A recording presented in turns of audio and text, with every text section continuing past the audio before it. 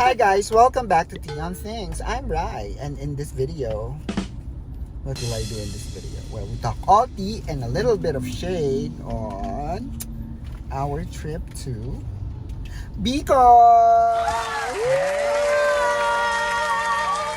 Malabos na namin kasi natin. Dahil we're on our way to Bicol! Ano bang gagawin natin sa Bicol? Something that we can eat along the road. Yeah, well basically Yeah. it's because we want to eat in Naga, where we intend to go. And we're still in San Patok because it's so traffic. Do I look fine? We didn't even book anything, like a hotel or whatever. So, let's Ang just impromptu. see. Sobrang impromptu niya yun. My Bicol! Welcome to Quezon City! I didn't know Banahaw was in the south. This is the Quezon. It's in the Quezon area. And Lucena! We're here now in Pagbilao, Quezon. Lahat ng nakikita nyo ay hindi akin. Sa kanila po yan. Girl, walang ilaw din. Pero outside Marami. sikat sila. Pero ha? Outside sikat sila. Ay! Why?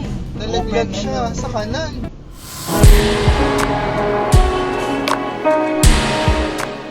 First stop, Kinalas sa Diversion. Hi! Morning! So let's have Kinalas for breakfast. Parang feeling ko ito yung jumbo. Yeah, And- yan sa'yo. Oo, jumbo. Dog. Hindi, jumbo Kaya ko. Kinalas. Regular. Yay! Yes. I'm So, excited. Kinalas is just like... Baboy. Yeah. Mami. Pork broth. Yun. Tapos meron siyang spring onions, garlic, and Baboy. baboy. And gravy.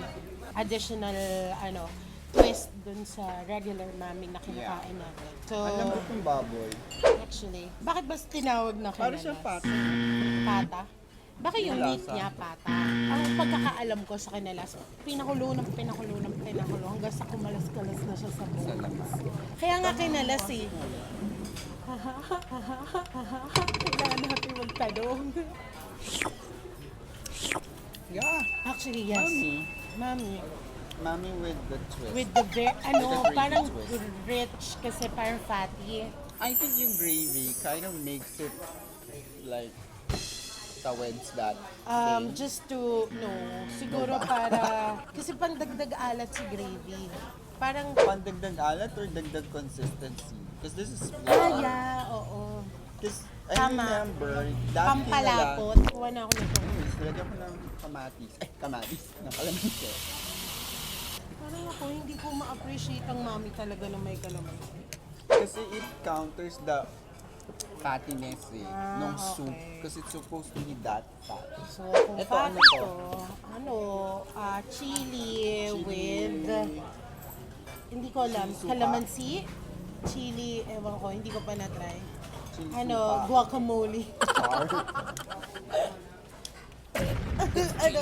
Chili suka. Chili. Chili. Ang sarap. Shucks. Perfect. I think masarap siya with that one. Okay. Ito si Kuya, tulungan mo naman kami. Naka-vlog tayo.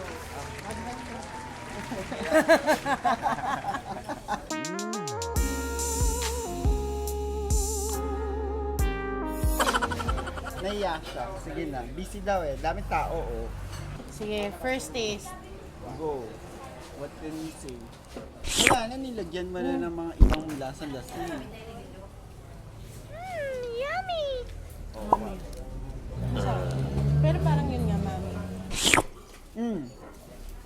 Yeah, the gravy gives it thickness.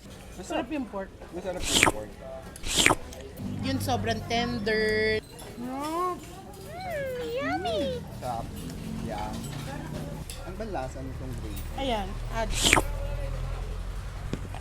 Parang liver na kinulo. Dinagyan nila ng liver. It's flour. Flour lang talaga. Yeah. Pampaka. sorry. Parang ibang-iba siya doon sa describe ko kanina. Pasensya na po. Akala ko maalat siya. Pero, pampalapot lang talaga siya. Parang yung sabaw, talagang may timpla na siya. Kaya, yung mga gustong magpa-try ng mga food nyo dyan, alam nyo na. Bakit ba kaya yan tinawag na kinalas, te? Kasi kinakalas yung toppings na Ginaganyan. Yung sabaw po niya, pinakulong baboy po yan. So ano yung part ng baboy, te? Lahat? Ulo. Tapos hanggang sa magkalas yung pangalaman. Sarap. Pure ulo talaga. Sa isang araw, mga 22 ulo kami na ubo. Kinala sa Diversion. Ayan. Dang Riquillas. Thank you. My brother.